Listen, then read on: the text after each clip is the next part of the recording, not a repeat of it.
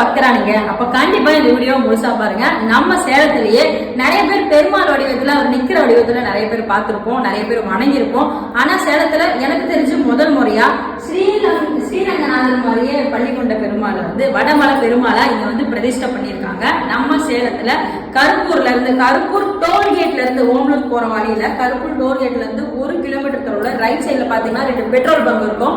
அதுல இருந்து உள்ள 1 கிலோமீட்டர் தொலைவுல குள்ளப்பநாயக்கம்பட்டி அப்படிங்கிற ஊர்ல தான் இந்த பெருமாளை அமைச்சிருக்காங்க. இந்த கோவில்ல என்ன பிரதானமான வேண்டுதல் பாத்தீங்கன்னா, நோய் தீர்க்கக்கூடிய வடமலை பெருமாள். எப்பேற்பட்ட நமக்கு நோயா இருந்தாலும் சரி, ஒரு உடம்பு சரியில்லை, அடிக்கடி உடம்பு சரியில்லாம போகுது அப்படிங்கிறவங்களுக்கு இந்த கோவில்ல பூஜையில வச்ச தீர்த்தத்தை கொடுக்குறாங்க.